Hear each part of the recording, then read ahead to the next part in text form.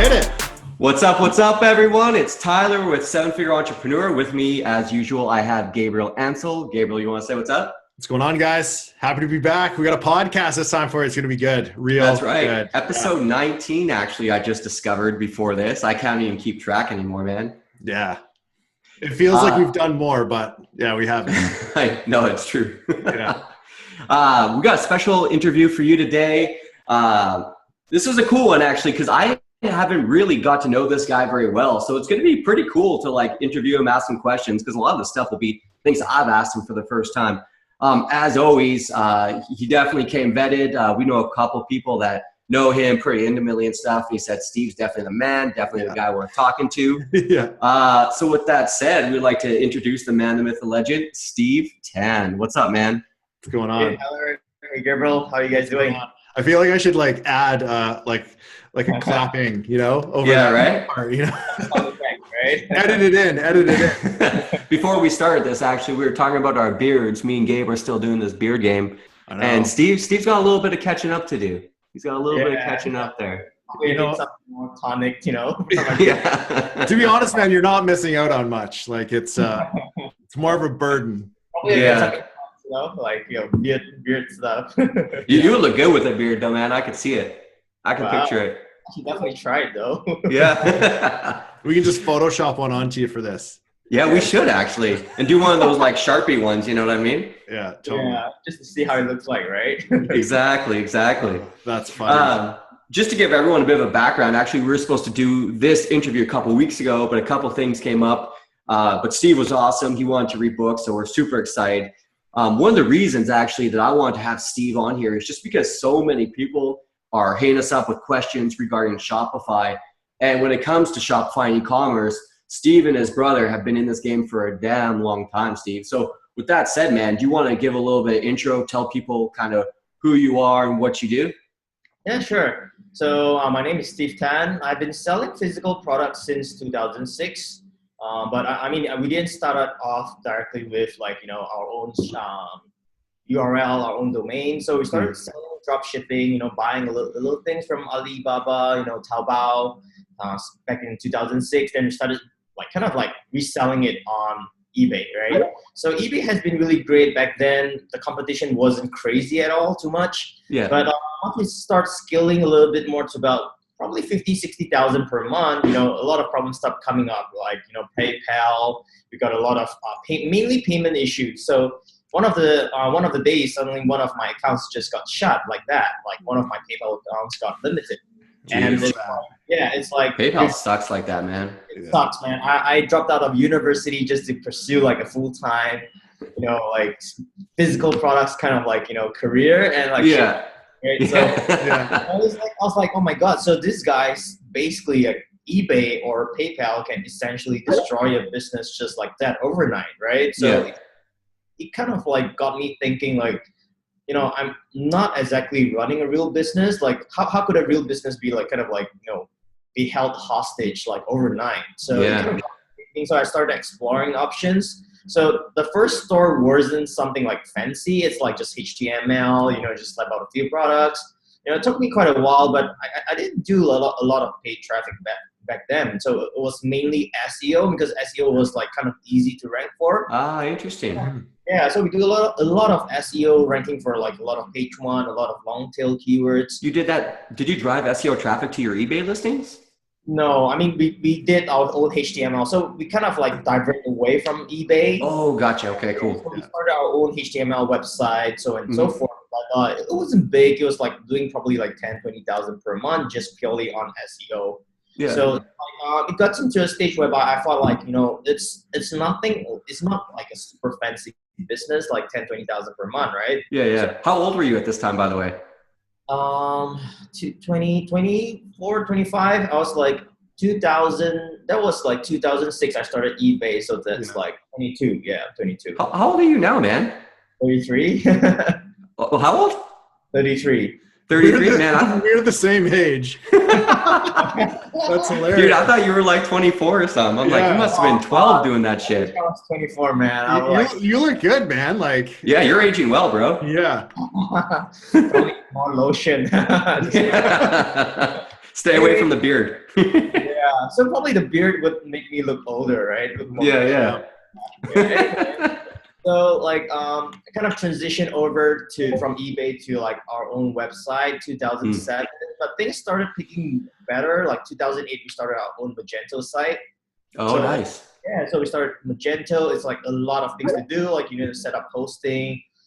Can you explain what Magento is real quick, just so people know?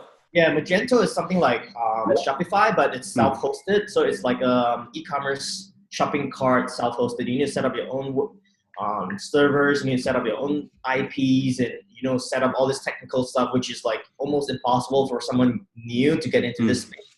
Yeah. So like months just to get a new site up and running, because like we kind of like do a lot of customization. Like our teams, there's no like foolproof like teams available back then, so you really have to like get someone like a developer to help you kind of like optimize it a lot, because like Magento is a really heavy like shopping cart, so it kind of loads really slow. So you need to know your stuff, like find someone trustworthy to help you kind of like optimize the site really well. So I mean, it took us a while to really like transition over to Magento. But things started to pick up when we started doing a lot of paid media. So we started with AdWords, search. Yeah. It's okay, probably like bumped it up probably like 10,000-20,000 per month. So it's nothing fancy, but we came across Facebook, right?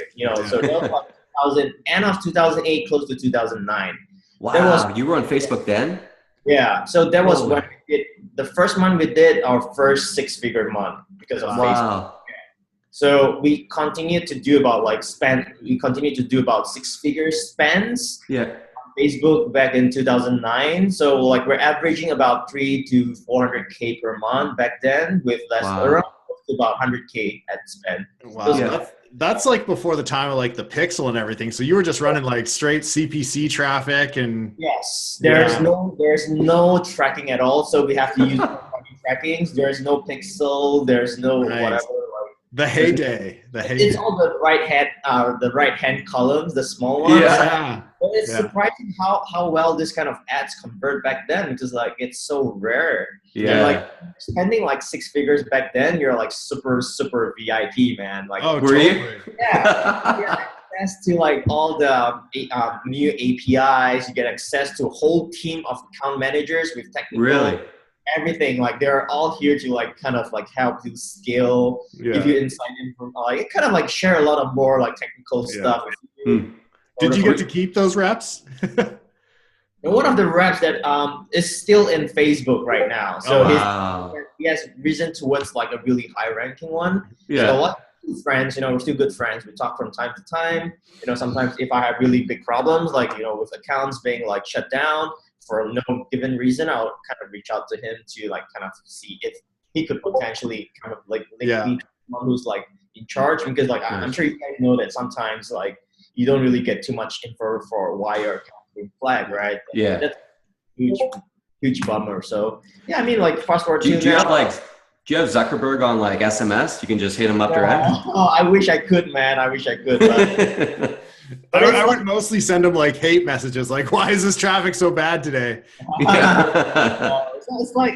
It's so hard, because like back in the days, I mean, it's challenging to scale past like 300-400K, probably because like I was like kind of young as well. Like I was like, you don't like go super crazy, but I tried scaling a lot, but I think that's the maximum.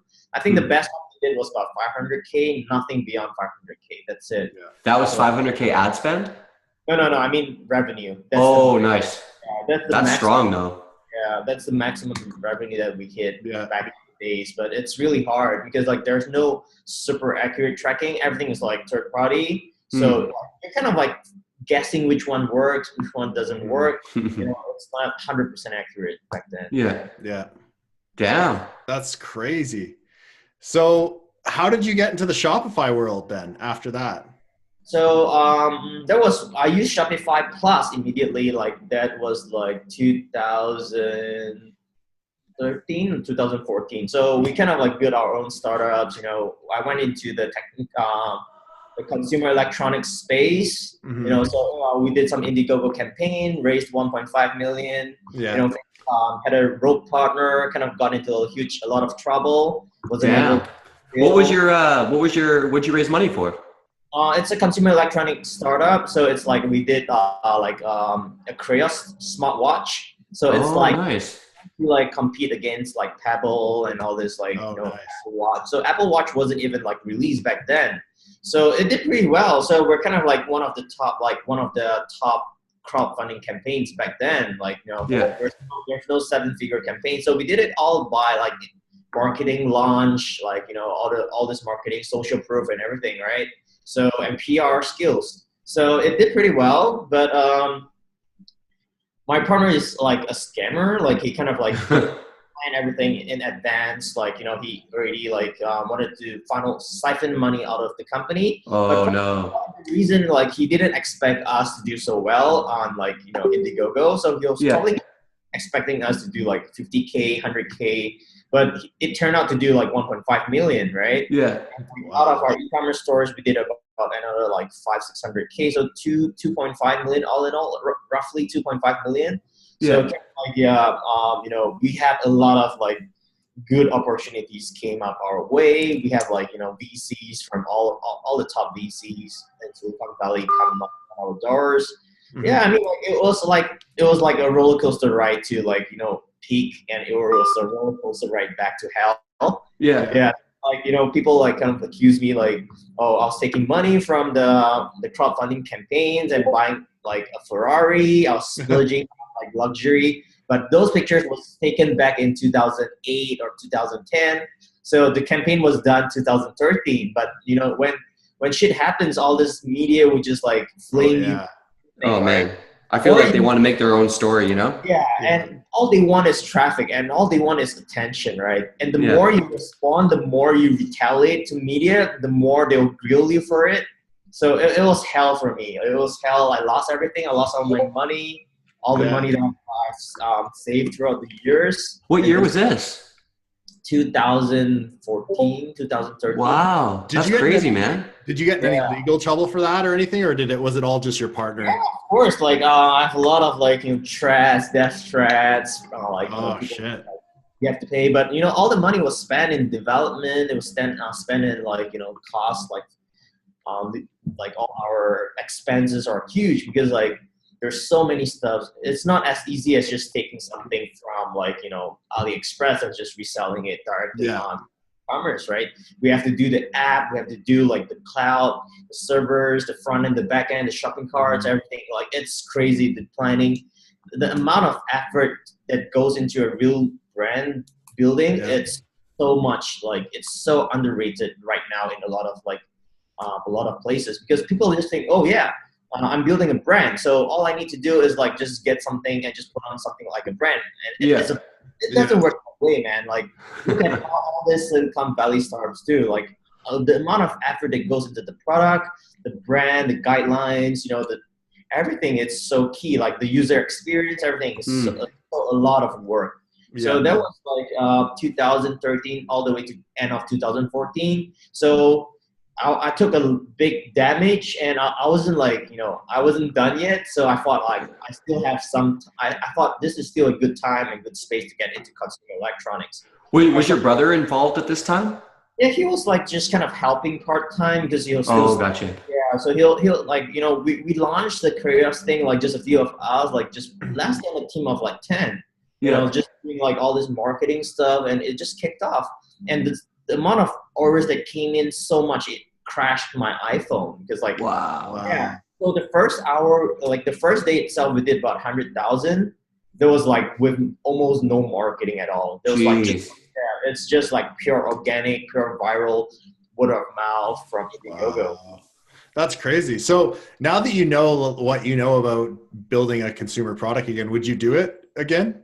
I wouldn't try consumer electronics. I'll probably try something more like lean, you know, because like it's extremely hard to do consumer electronics unless you're like heavily funded or something that you probably just get it ODM and you just probably just redesign the industrial design. That would be way easier. But if you're trying to do something from scratch, like from all the way from the electronic components, it's so much work, and there's so much percentage and room for errors and like mistakes that will screw up your entire like production, will delay. You know, people just don't like delays. They want everything to be on time. But totally.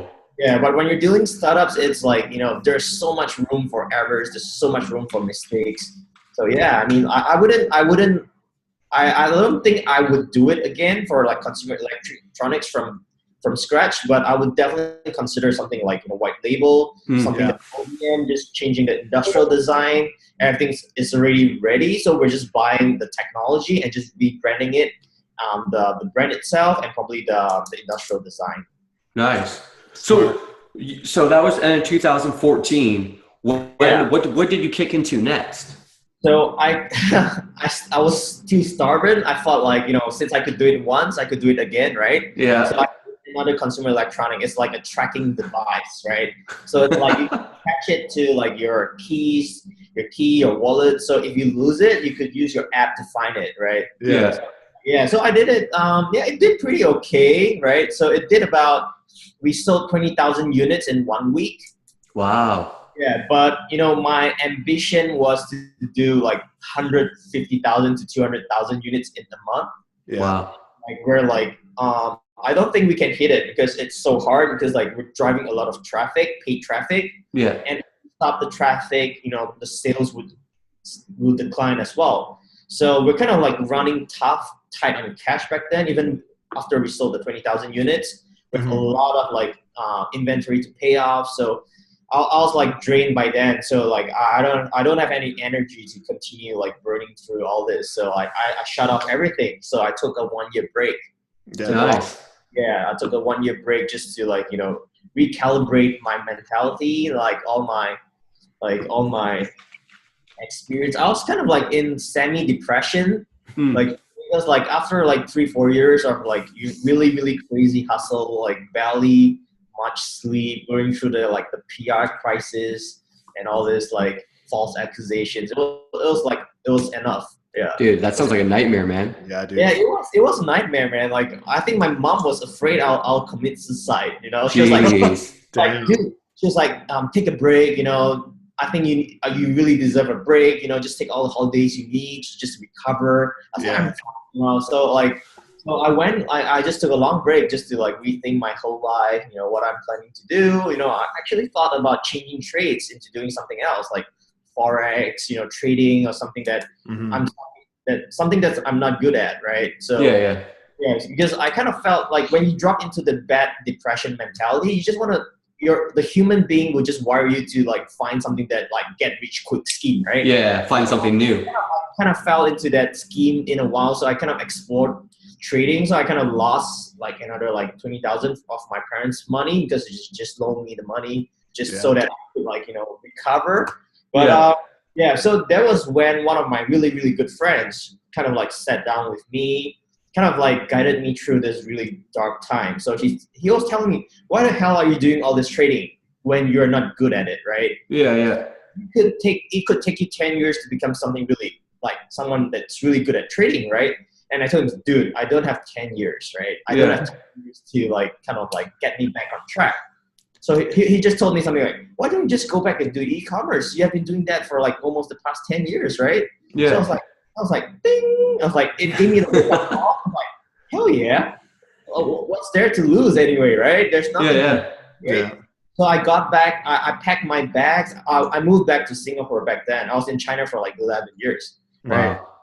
So I went back to Singapore for 1 year, just for like kind of like almost 1 year, just to like recalibrate myself.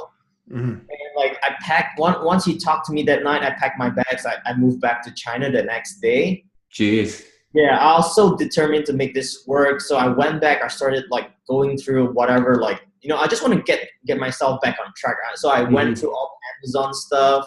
So I started my Amazon. Did pretty okay. It's nothing crazy, but 10,000-20,000 per month revenue. But I thought it's kind of slow because like there's so much restrictions. Like there's so like. I mean, you can't scale from like 0 to like 50K in like a few days or a few weeks. Yeah. From my experience, probably I'm not that good at Amazon, right? Well, I know too, man. What was it? Michael had. You've met Michael before, right? I think so. Yeah. Yeah, he said, what was it? He sold like 100 units on his first day on Amazon, and they shut him down. So I know if you scale too fast, they slow you down, man. Yeah. Yeah, so there's a lot of restrictions, right? So I kind of like started exploring. So I thought, because I've been building my own websites before, right? And there's like, I saw some guy, I think it's Adrian Mars. Yeah, it's Adrian, right? It's always Adrian. So I saw this guy, I don't even know who's Adrian back then. I was like, who's this dude? Like, because I've been selling more high ticket stuff back then. It's like, all the way from 100 to all the way to $300 products, right? Wow. Yeah. I could afford to use like UPS, DHL, whatever, FedEx, and all this shipping companies, right? So I've never ever heard of like ePacket. Yeah. So I was like, how is this dude, this Adrian Morrison guy, was like shipping all this cheap products, like free plus shipping and all this like like $10, $20, $30 products, and shipping it all the way to the US. I was so curious. I was like, so I started doing research, started attending like his like webinars and all this stuff, asking him questions, like. And I called my logistics guy that I worked with back then. He said, "Oh yeah, we have this service too. It's too low." He just told me it's too low end. You don't want to use this. It's slow. It takes like weeks. But it's like, okay, so I explored the whole business model, and I kind of got into it. And like the first week we have been doing like the first week itself, we scaled it to like almost 50,000 per day. Wow. Yeah, so it's like. I mean, we have all the infrastructure in place. Like, I have all the connections. I have the logistics. I have the warehouse guys. I have my procurement people that I can tap into like any time of the day because of all this like relationships I have all the way through like 2006 all the way till now, right? Yeah. So, it's way easier for us to get into this game like back then, like compared to like 2017, whereby like all these new guys are getting into it. Have a unique competitive edge against all these new guys that's getting into the space. So probably that's one of our unique advantages. Like we're based in China, like our team is based in China. But right now I've moved myself back to Singapore. Everything's pretty much automated in a way. Kind of like I want to like kind of lead. Kind of like a little bit more lifestyle. I don't want to work too hard anymore. Yeah. All the way through before. Yeah. Yeah. That's awesome. So being from China, like, do you get like the inside scoop on the hottest products and everything like that? Or like, what's your... We have like different sources, like from our suppliers, like from our procurement team. We send our stuff to like a lot of trade shows. We go to a lot of like wholesale centers. Like, we do pay a lot of people to feed us information as well. So that is why we're able to kind of have a constant influx of like hot products, but I wouldn't say that's a guaranteed approach, but it just makes it slightly easier for us. Yeah, that makes sense. That's cool, man. It's funny. We've been talking to so one thing about our store, and I've told people about this, is our products. Like the reason we did like last month, I told you we had our first $1 million month, but there's nothing unique about our store. So we've been starting to take a different approach, and we've tried to find products that have something that's unique about them, or something that's protected by patent or copyright or some sort of unique manufacturing process so that we have that unique competitive advantage. Is that something that you would attribute some of your success to? We actually don't do too much of that because like it's kind of like we tried, but we kind of like got burned from it. So we kind of like sold a product that we are supposed to like own the resell rights to the brand. But we kind of realized it's like eventually we got a letter from the real rights owner saying that we are not authorized, but we already paid the China side, giving us all the license and everything. So crazy. We got burned, but we kind of like went back and forth with the real owner and showed them all the proof that we kind of like. So they were cool with it. You just say, just be careful. Don't if you guys need anything, just buy from us in the future. So nice. Yeah, but we're still doing a lot of like just like I would say viral products. We call it pump and dump. So it's like products that probably last for just a few months. Products that maximum last for 6 months. There's one product that we're still selling like for 6 months already, but majority of the products is we're going more on I would say horizontal scaling instead of like one product scaling it to like a few 100,000. We used to do that, but if you do that a lot, you realize that your revenue won't be really stable. You could be doing like 3 million, then next month you could be doing like 1.5, 2 million. your revenue drops a lot. What a terrible month. 1.5 million. I mean, if you drop it from 3 million to 1.5, 50% hit. It's for sure. Yeah. Crazy. So we kind of like took a different approach right now. So we start to do more for horizontal products. Nice. So it's like products that does like 50, 100 sales per day, but we have like 10, 20 kind of products that does that. Oh, interesting. So how many products do you test a week roughly? We test at least 10 per day, 5 to 10 per day. Wow, that's cool. Yeah. But our testing process is like we only test products that we are really confident in. So it goes through like a rigorous like process through our research team all the way to our product managers and all the way to Evan or me. So we're the guys that eventually determine which ones we want to test. Mostly Evan right now because like I'm kind of like exploring this different business models, like investments in startups, like different e-commerce stores. So we invest in like skincares, invest in some of like products that has a unique advantage or have their unique brand. So kind of like we don't really want to do the majority of the work ourselves anymore because like we can just help double or triple their business by telling them some good advice or probably some good best practices in what we see it's lacking in their brand or their company, right? So it's like we get a revenue shared, which is pretty awesome. And absolutely, man. Yeah. Gives you an opportunity to leverage all your experience you've like acquired through 12 years or so.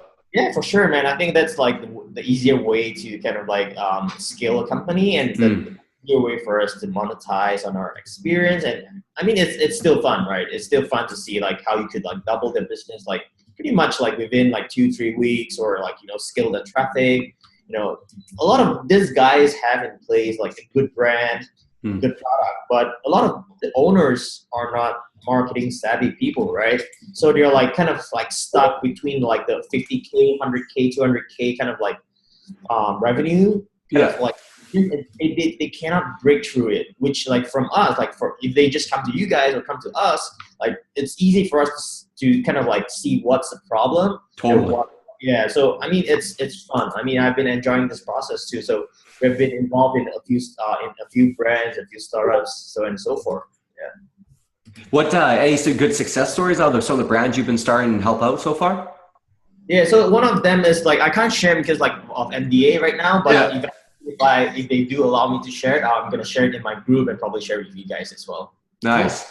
Awesome. What about as far as how much have you been able to help them grow? I think at least 200-300%. Nice. That's awesome. Yeah. So it's like, it's not like exactly a lot of like scaling yet, but I think it's just, I would say setting the right foundation because like a lot of them don't have the right foundation to scale, but like dropshipping, all you do is like just buying and selling, but all these guys have to pre-manufacture all these products first. So I guarantee they have like a good user experience because if you're doing a brand, you don't want to be shipping like in 3-4 weeks, right? Yeah, totally. Everything. So we're still building like in a way to help them restructure everything. The accounting is right, more automated. There's like all the logistics is set up properly. You great when you scale hard, right? You know how crazy it could get if you scale crazy on Facebook. Let's say if he's doing like 10,000 per day and suddenly he's doing 100,000 per day, everything's gonna break. Customer support is gonna break. Break. There's no everything's you're gonna refund a lot of money. You're gonna lose money. It's not fun, man. man, actually, it was funny. Last month, like I was looking at, we were looking at a financial breakdown, and I think just in credit card fees alone, we paid like 25,000. And I'm like, man, that's like money out the window. Mm-hmm. I mean, you guys are lucky because you guys are based in the US, right? So for us, when we withdraw our money from PayPal, if you withdraw it to your local account, it's going to be withdrawn to, for example, if my account is in Singapore, it's going to force you to convert into local currency. So you're going to lose 2 to 3% there just for that. Jeez. And when you pay your suppliers or you pay your ad spend, you're going to pay in US dollars, right? Yeah. You're going to take US dollars to Singapore dollars to USD. So you lost like what, 5-6% there. Yeah, right there.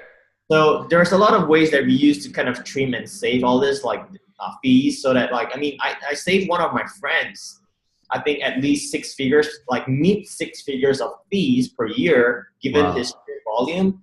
Just like all this, like, you know, different kind of setups. Because like this guy, some of the guys are doing huge volume, but you know, if you could save like 1 or 2% per month at a $2 million, that's huge, man. Yeah, that adds up, man, big time. Yeah, 100%. And that's just money out the window too. It's not like it's like money in your pockets, man. You could like buy so much stuff with that. You could fuel up your Ferrari, man. I'm not getting a Ferrari anymore, so I'm driving a Lambo right now. Yeah.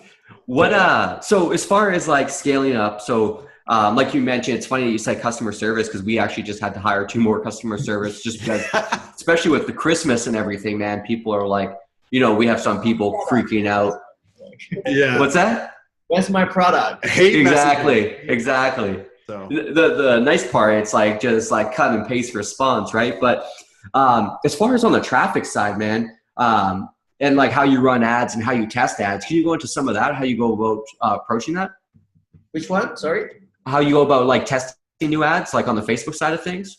Mostly we start testing with different interests. So usually one product, we have at least about 25 to 50 kind of interests.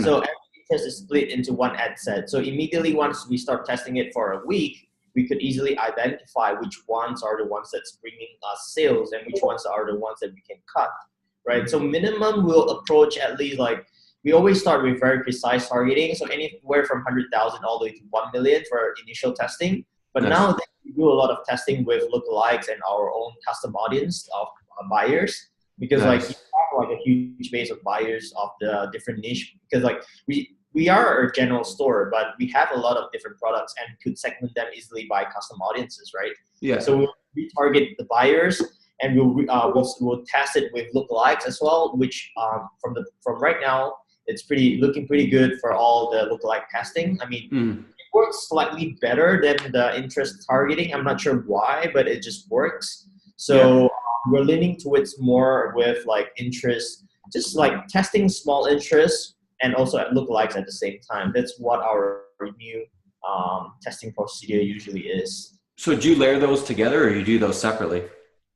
We always lookalikes will be in a different campaign. You know, interest will be a different. I think it's like we like to split everything out like clean. So even like product, different country, we all have it in different campaigns. It's a lot more work to check your ad sets and everything, but that's why you have media buyers in place, right? Totally. So that all this work for you. Yeah. Do you use any like tools to help you manage your Facebook? Like we use Quaya for all ours. Yeah, we use Quaya just for creation. We don't use it for like management. So it's probably more for like bulk creation. So it's so much easier to use Quaya just to like totally. Splitting all one ad set per interest is so much easier. Yeah. What about as far as like bidding and stuff? Like one of the reasons we were able to scale is because Gabe learned how to manual bid. It's like it's a love-hate relationship, man. Like so I love manual bidding for like super high budgets, like 50K all the way to 100K. Yeah.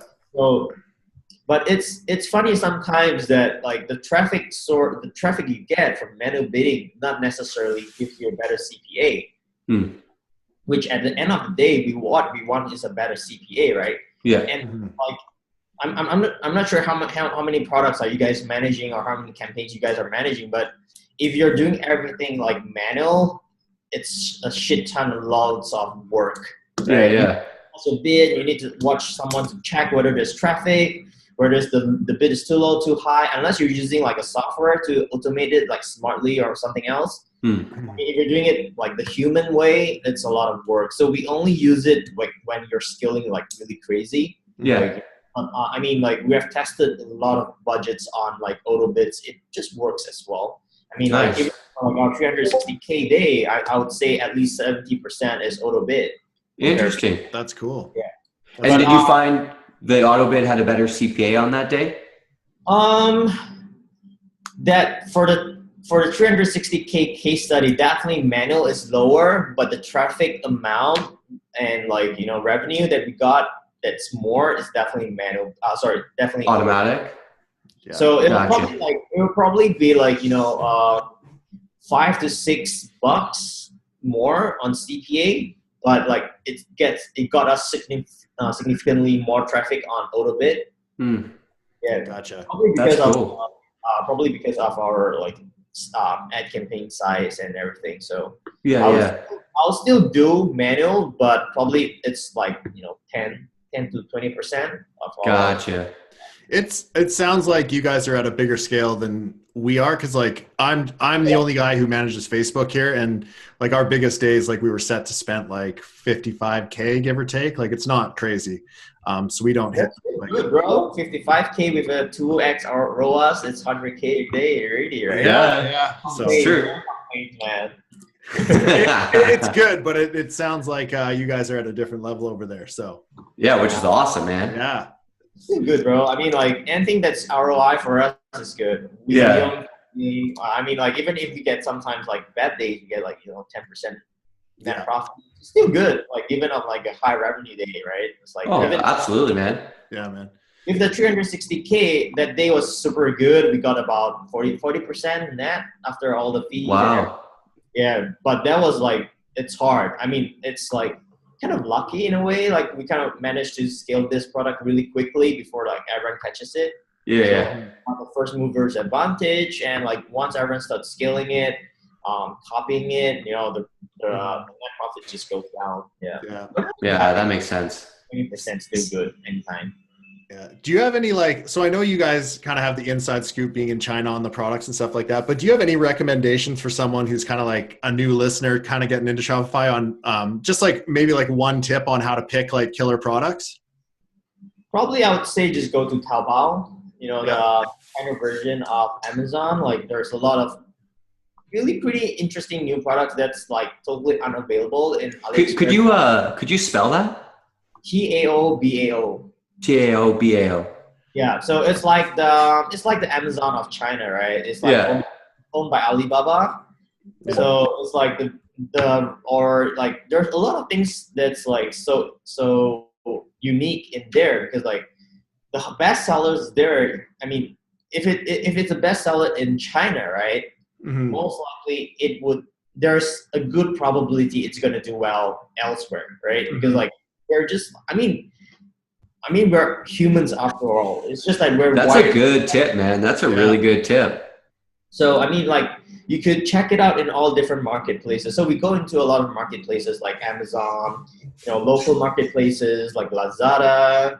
We go to, we use a lot of Amazon for sure. We use like, Jackal Scout, all the spy tools and everything just to go through.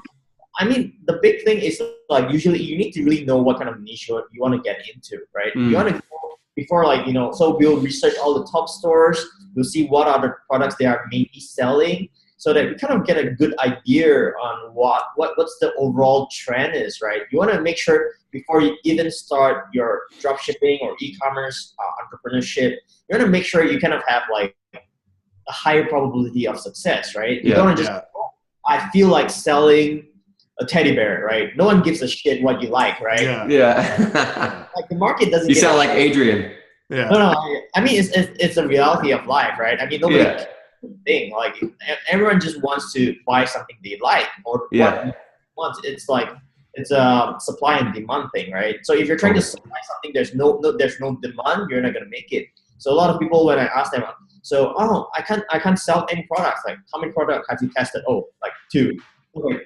Do you expect to make money after testing 2? Like, or do you think you're super lucky? So, I mean, like, if you think you're super lucky, you could probably just buy a lottery or something. Don't do e-commerce, right? Yeah, that's true, right? I mean, a lot of people just thought like e-commerce is like the magic bullet to success or the magic bullet to like a lot of money, which is not true. Like, there's still a lot of effort, a lot of time, a lot of research, a lot of grinding and hustling is required to make any business work in this world, right?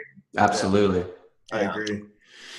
That's cool, man. So as far as when someone's starting out, like if they come to you, like we've heard the same thing. They're like, oh, I tried this one product, it didn't work. And sometimes we say like, well, it depends also how you positioned it or who you've kind of targeted and stuff like that. But do you have any rule of thumb that you tell new people? Be like, hey, do your research and come up with at least 50 products? Or do you have any sort of advice like that? I would actually tell them to treat this as a real business, right?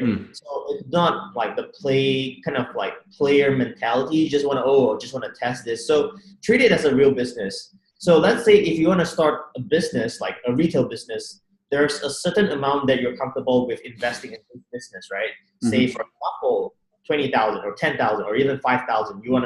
So set this amount aside and start making sure that all of this money is invested into this company that you're going to do e-commerce, right? So instead of just testing like 1 or 2 products, you have like a certain amount of budget that you can use for different marketing, different product research, different samples, and all this. So get everything all kind of like figure out before you get into this game. I think that's what I always tell a lot of my friends, my students, and people that came to me for advice. To treat this as a real business. Yeah. So if you already know, all right, I have 10,000 invested in this business, right? And you could actually start doing your structuring. Like for example, let's say one product you want to do $100 testing, right? Let's say you want to spend $100 per product for testing. Immediately, once you have all your numbers, you will know what's your comfort zone, how many products you can test before you're able to at least have a taste of success. Yeah. Yeah, that's cool. Yeah. What about yeah, that makes perfect sense, man. I think a lot of people, like, there are a few stories that I've seen where people are like, my first week, like we had one guy, Derek Rhodes, he scaled I think to 600K and he had maybe like $1,000 or something like that. Yeah, pretty impressive. Yeah, but that wasn't our story, man. We lost a bunch of money until we got it figured out, until we actually went through Adrian's course. And then he gave us some good tips, and then we tried some different targeting and stuff like that, and it finally started clicking. But I think we were negative maybe like 10, 20 grand before we actually had something take off. Yeah. That's like, just treat it as investment, right? You don't get money without putting in money, right? So I just felt like it's such a common knowledge, but just so many people. It's not. Yeah. They just thought like, I'll just make a lot of money because it's internet marketing, right? Yeah. Oh man, it's so frustrating sometimes. Common sense isn't common. Yeah, I wish it was more common sense. Yeah, right. I agree. Damn, that's cool. What about one thing that comes up a lot? People ask us about. What about product price points? Like, we're personally, like, Gabe hates free plus shipping with a passion. Can't stand it. Hates it. I do 0 free plus shipping. Me too, man. Me too. I don't like to deal with like people that want freebies. Like it's they're the worst ever customers that you're gonna meet. They're gonna be mean. They're gonna be rude. Where's my crap? Every day, like get all this shit from them. So I don't like, because like I kind of felt it's one of the main reasons is I find it hard to ROI unless you have a really good funnel in place. Yeah. Why go through all the hustle, all the trouble or all these things when you could just like sell retail products and make a profit, right? Totally.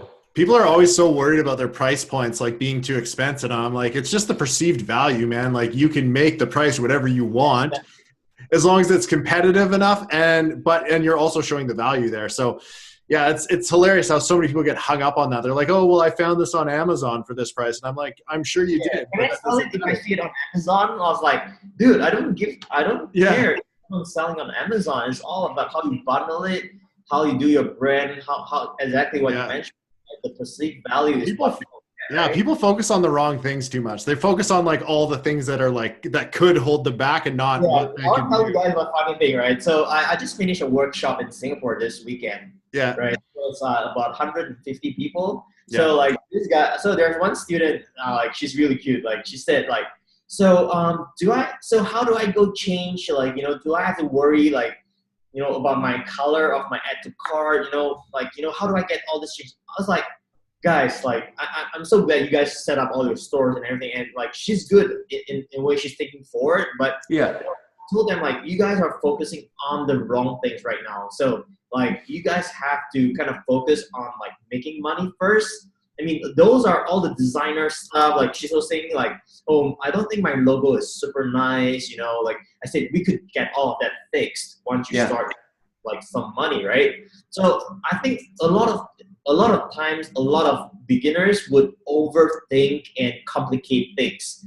they'll think, oh, this is so complicated. I need to get all this like A, B, C, D, E, F issues all ironed out before I could start like moving, which is false, right? Yeah. I mean, a lot of things falls down to execution, persistence, and testing, right? So I think I told them, like, you guys have to really focus on these few things, start earning money, then we get all the rest of the things, iron out or, solve. What would you say are like the top like 3 most important things? 4? 3. Oh, just for starting, like to focus on making money. Like you said there, she was focused on the graphic design aspect and the logo and everything like that, but that's not really important in the scheme of things.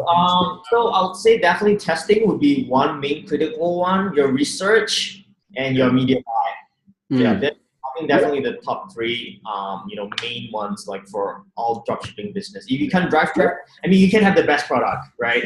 Yeah. But if you don't know how to drive traffic, you don't know how to create like at least decent ads, or you can't do your right targeting, you're gone. Like, right? Unless you're like super lucky, Facebook just gives you the good traffic at the point of time. They only do that on Tuesdays. Yeah, which most of the time doesn't work. So, it is what it is. Yeah. Like a lot of times they will do like, different, like super broad targeting. Like I was telling them I was showing them, like I was asking them to do like targeting for a juice blender. So they just put in orange juice for targeting. Oh. So what would you recommend in that scenario so people can kind of get a bit of an idea? I'll definitely tell them to like use more like kind of like, I mean, to brainstorm how you do targeting, I would sometimes use Google AdWords keyword tool. Yeah. Right? You can get a lot of like ideas or kind of different kind of targetings, from that. And sometimes you can use Google or Amazon, how people search what kind of related products are people looking for when buying that product. And you can use for targeting from there as well. Nice. So give us an example, like the orange juice one for an orange juice vendor. What would you recommend? What were some like good keywords? Probably I would target housewives in particular, stay-at-home moms, or probably yoga, yoga mats and different kind of people that exercise. So I'll definitely split it up in different niche. So let's say if I'm going after the moms one, I'll definitely see if I could like drill down a little bit more from like stay-at-home moms or like bakery, like cooking related kitchenware kind of things, so that I can drill down different niches and different targeting segments for different kind of like products. Nice. Cool. Makes sense. Orange juice. Makes sense. So I'm going to flip the script here. I know that you're a car guy because you currently have Gallardo. Yeah. Yeah. Orange, right? Yeah. What kind of Gallardo is it? I know Dave was creeping you, bro. I know it's a special one. What is it? It's not just a regular Gallardo. What is it? It's a bicolor or something. Yeah. Yeah. And is it a 560? Yeah. 560-4. Okay, nice. Yeah. So is that your dream car? What else would you like to have besides that if it's not? Well, I don't think that's the dream car. That's probably like, a transition car. Yeah. I want to get an Aventador in Singapore next year. Nice. Is it easy to get cars there? I mean, if you have money, it's easy, but the Aventador is like $2 million US. Yeah. They're so nice. You got crazy prices over there. I don't know how much is it in the US, but I think it's like at least 3-4 times more expensive than the US. In Vancouver, I was just looking at a price of a used Aventador the other day because I was at Lamborghini with my buddy, and it was like 410 Canadian, which works out to probably like 370 American. Oh my God. Steve, don't worry, buddy. I'll send you one in the mail. Yeah. I'm so jealous, bro. You can register it to my house, man. It's good. Don't worry about That's what all my friends said. You say you can buy in the US and park it in my house. I'll take it for you, right? Yeah. Steve, I'll adopt you, buddy. Damn, that's crazy. $2 million for an Aventador. So if you have an Aventador there, you're balling. That's. I mean, even if it's like a used one, second hand is like $1 million. Wow, that's crazy. So we don't even have cars here that are that expensive. We have the Bugatti, or we have the P1 that come close because of the resale on them, or the 918. I think the Jera R, Koenigsegg Jera R is $4 million US in Singapore. Wow. I've never even seen Koenigsegg here in Vancouver, and we're the hub of supercars. We have crazy cars here. There's so many guys there. I know. Yeah. But I've never seen that, man. But that's crazy. I had a little bit of an idea of how it worked, but that's like just mind-blowing. That's sad. I don't think I would ever buy like the Koenigsegg kind of, unless I'm in the US. But probably the maximum I would go for probably would be the Aventador. Yeah. But I like the McLaren 570S a lot. It's like the mini P1, right? Yeah. You have the money to buy P1, so you buy the mini. Great. My good buddy, he's got like a vlog channel on Supercars, and we just had the 720S for 2 days, and it was so much fun, man. That car was a beast. Yeah, I saw that fast. It's so nice. Like I saw that car in real good. I went to like their opening session in Singapore. So it's like, oh my God, it's so nice. It was so fast, you can like feel it in your chest. Like it's like I've never felt that before out of a car. It's insane. Insane. So, Steve, are you a little speed demon when you're driving? Sorry? Are you a little speed demon when you're driving? What do you mean, speeding? Like, do you speed a lot everywhere you go when you're driving? Not really. Singapore is really small and really strict. So. Is it? I do try, but the maximum you could go for is probably like 106, 180. Like, really? If you want to go really fast, you have to go to a racetrack. Yeah. Is that miles or kilometers? Kilometers. Yeah. Gotcha. Yeah. And like, you don't want to like. I mean, there's so much cars in Singapore that it's so hard unless it's like midnight or like last night. It's easier. You could easily go up to like 180. Yeah. But nice. Days, look at the traffic, man. There's a reason why the cars are so expensive in Singapore, and we only get to drive it for 10 years. What? So after 10 years, you have to scrap the car, or you have to pay the government like another like 60,000 US to drive it for another 10 more years. How come? So, no, it's like you're only buying like 10 years worth of driving time for that car. That's crazy. Can you export it out? You can export the car and get back the value, like the body value. But essentially, this car that I'm driving, I essentially paid almost $500,000, and I only can drive it for like 4 years. Wow. Yeah, so that's Singapore, man. Like that is a very expensive Gallardo, my friend. But it's like it is what it is. Like I get it. It's like Vancouver. Like you guys should definitely come visit, man. Like Singapore. Dude, I would totally be down. Singapore would be dope. I've been telling Adrian like to come. Just come, like hit me up when you guys come over, man. Yeah. Dude, the only way we're gonna get Adrian in Singapore is if we like knock him unconscious, throw him on a plane, and get him to Singapore. He was planning to come. Was he? He was planning to come to be one of my speakers from my event, right? The big one. Nice. So, he has like his family, his father wasn't feeling too well. So like, I totally respect that, man. So he told me like next year, if it's like, we have more like events coming up, just let him know. So, if it's coming, do come along. Yeah, absolutely, dude. Singapore, they love Singapore because like it's really clean, it's really safe. It's like just like Vancouver, man. Like nice. Like everywhere's like the only downside that I don't like about Singapore is everything's so expensive. Yeah, I did hear though. I heard Singapore had like some of the safest banks in the world. Yeah, it's like the Swiss of Asia. Yeah.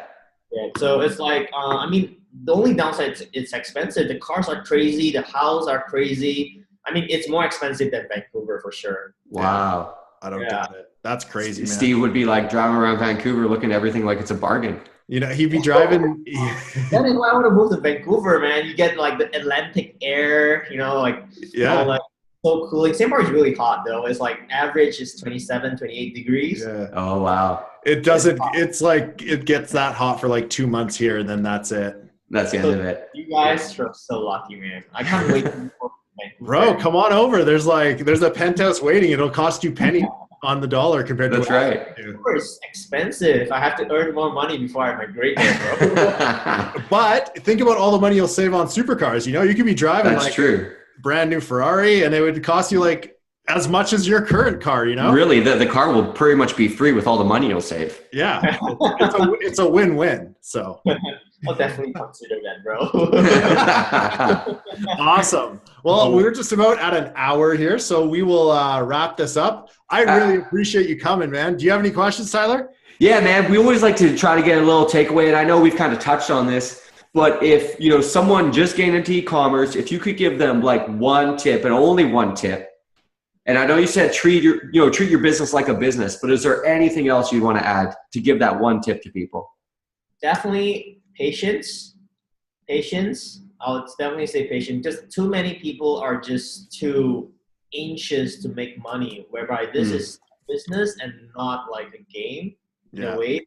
So like if you're too anxious, sometimes you don't give it enough time for testing. So I mean, we missed out on a lot of like crazy deals, crazy products because we're too anxious in a lot of things. So I think definitely if we're more patient in giving it a little bit more time, you know, we missed out a 7-figure product because like we're so like fast in a lot of things, like even for our testing. So we realize that, you know, sometimes we just need to tone it down a little bit, give it a little bit more time, be a little bit more patient, you know, do a lot more like research on like spending more time instead of like, doing like 1,000 products testing. But really in reality, you're not giving a lot of like, you know, effort in doing research, you know, not being patient enough. Yeah, I think that's one of the things that I could say it helped us a lot, like kind of like transition us from like a little bit a small seller to probably a mid-sized seller, I'd say. Awesome, man. I think that's great advice, dude. Yeah, really is. No worries, man. Another thing, man, I know a lot of people are probably going to like what you have to say, and I know you do a lot of training on Shopify now, right? I don't have like a digital course or anything. I just have like a free Shopify, free Facebook e-commerce group. That's it. Yeah. Cool. We don't like pitch courses and stuff. If people email us in, you know, we'll respond and stuff. But if you got some information, people want to get in touch with you or join your group, what would be the best way for them to do that? Yeah, probably just like, you know, join my e-commerce elites mastermind Facebook group. I think that's nice. the easiest way to like, you know, get to learn free info, free content. I don't sell anything in there. Usually sometimes I only just like kind of like tell people I have like a mastermind coming up. It's probably more high end. It's not suitable for people newbies. So it's probably more suitable for people doing at least 6 figures. So we have newbies in there. So it's always sold out within like 24 hours to 48 hours. Nice, man. Yeah, cool. So it's really fun. I mean, I get to network with all the best people in the space. Yeah. You get to enjoy it in like Phuket, great view, great baller villa. You know, you don't get. I mean, I don't like the villa itself is so expensive that it's impossible for just like a few people just to stay in it unless like you're crazy or you have too much money to spend. Yeah. So when I was in Phuket last month, like I stayed in one of the best 5-star hotels, and it pales against the villa. Really? Oh wow. Yeah, it's like the view you get is like it's just like normal, right? Damn, do they tuck you into bed and everything? No, I mean, it's like the view is just crazy. Like, that's cool, man.